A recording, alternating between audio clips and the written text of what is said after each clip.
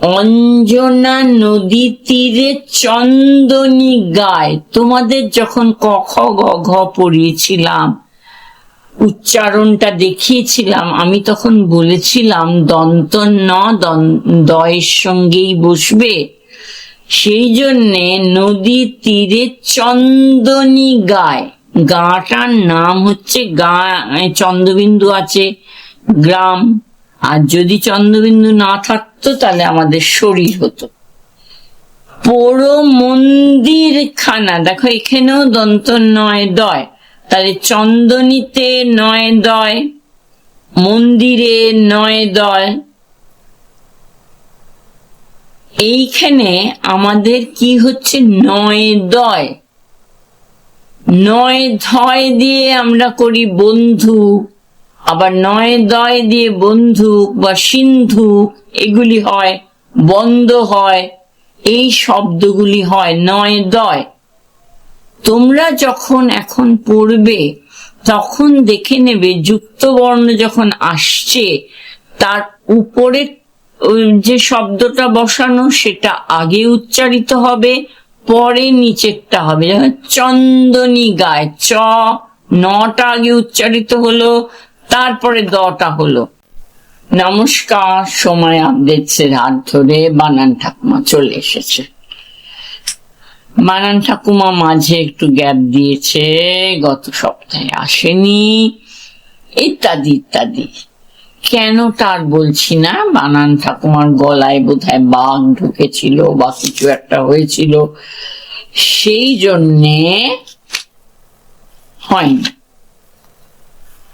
আমরা আজকে তোমাদের সহজ জিনিসই কয়েকটা শোনাবো, সেইখানে তোমরাই আমাকে বলবে যে কি কি যুক্ত বর্ণ আছে। আমাকে বলতে না পারলেও লিখে নেবে, আমি সেটা নিয়ে একটু আলোচনা করে দেব।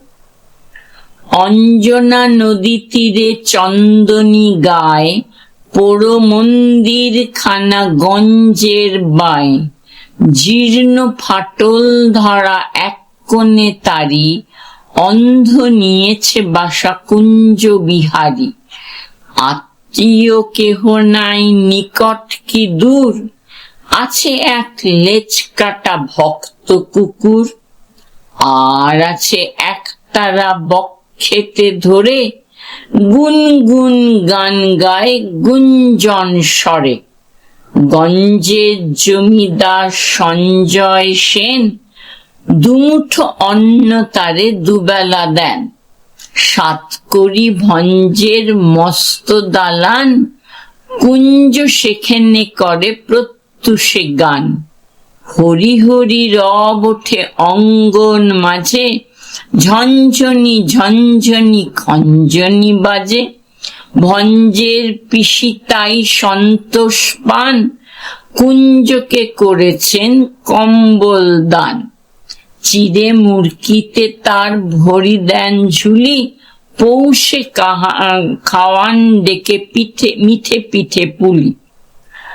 আমি পুরো কবিতাটা পড়ছি না, আমি প্রথম কিছু লাইন পড়ে আমি তোমাদের সঙ্গে এটা আলোচনা করব। অঞ্জনা নদী তীরে চন্দনী গায়, পোড়ো মন্দির খানা গঞ্জের বায়, জীর্ণ ফাটল ধরা এক কোণে তারি, অন্ধ নিয়েছে বাসা কুঞ্জ বিহারী। আত্মীয় কেহ নাই নিকট কি দূর, আছে এক লেজ কাটা ভক্ত কুকুর। আর আছে এক তারা বক্ষেতে ধরে, গুন গুন গান গায় গুঞ্জন স্বরে। এবার দেখো, তোমরা খাতা পেন্সিল নিয়ে বসো। অঞ্জনা, এখানে কিন্তু আমি একটা না উচ্চারণ হচ্ছে, এটা কিন্তু দন্ত ন নয়। এটা আমি আগে বলেছিলাম ইয় জয় বসে, এই অ ইয় জয় দন্ত নয় আকার। এই ইয় জয় দিয়ে আর কি আছে?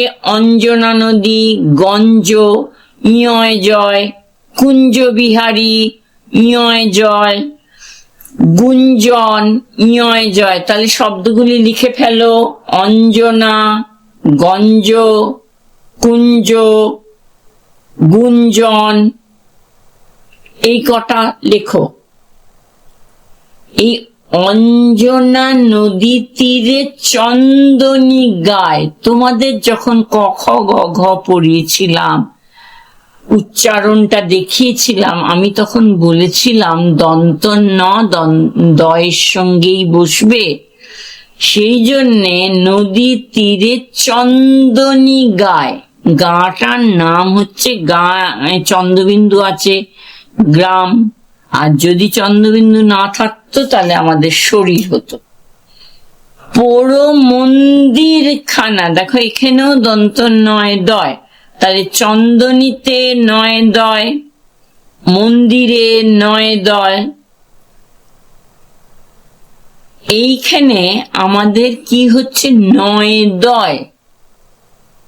নয় ধয় দিয়ে আমরা করি বন্ধু, আবার নয় দয় দিয়ে বন্ধুক বা সিন্ধুক এগুলি হয়, বন্ধ হয়, এই শব্দগুলি হয় নয় দয়।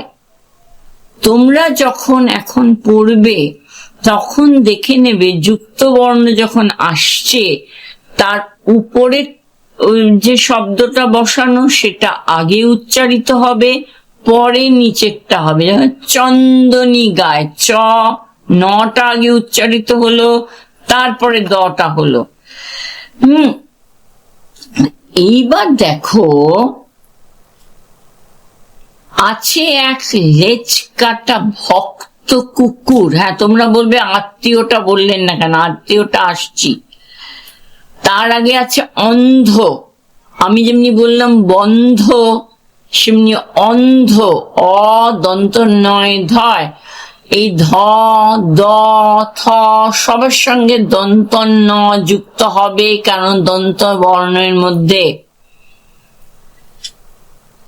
ভক্ত কুকুর, ভক্ত, এই যে ভক বললাম, এইখানেই তোমরা কিন্তু ফার্স্ট উচ্চারণটা করে নিলে, ভয়েস পরে আসছে ক, তার নিচে আসবে ত। এইবার তোমরা আমাকে যখন বলছো আত্মীয়টা নিয়ে বললাম না কেন, এই কথাটা আসল উচ্চারণ আত্মীয়। আমরা আত্মা আত্মীয় বলি না, আমরা মটাকে একদম উচ্চারণ করি না, আমাদের হয়ে যায় আত্মীয়।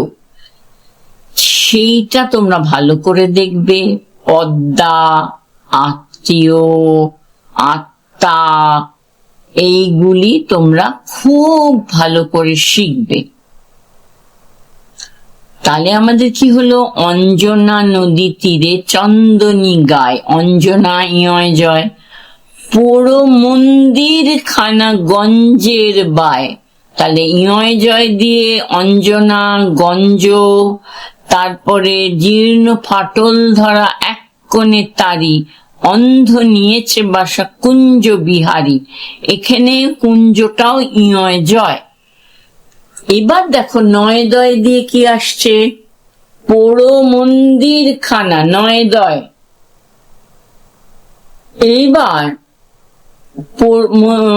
মন্দির নয় দয়, আবার চন্দনী নয় দয়, আবার নয় ধয় হয়ে যাচ্ছে অন্ধ, নিয়েছে বাসা কুঞ্জ বিহারী।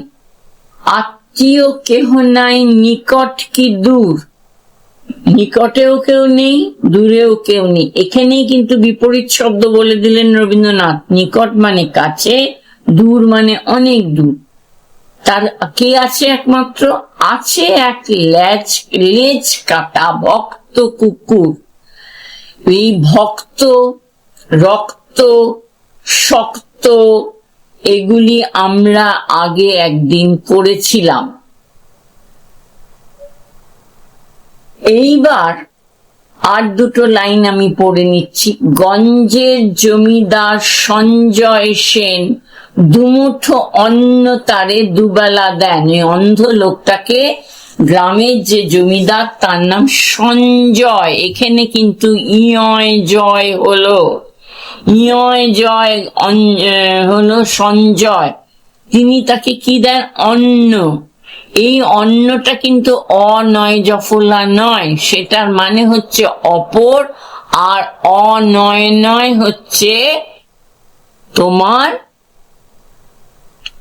অন্ন মানে ভাত বা ওই খাদ্য দ্রব্য কিছু, দুবেলা তাকে দেন। আজকে এই পর্যন্ত। তোমরা এই যুক্তাক্ষরগুলি তোমাদের বইতে যেখানে যেখানে পাবে আলাদা করে লিখে রাখবে। উচ্চারণের অসুবিধে হলে সময় আপডেটসকে বলবে, আমি আবার সেটা নিয়ে পড়বো। আজকে এই মাত্র থাক। সময় আপডেটসকে ধন্যবাদ জানিয়ে আমি আমার বক্তব্য শেষ করলাম।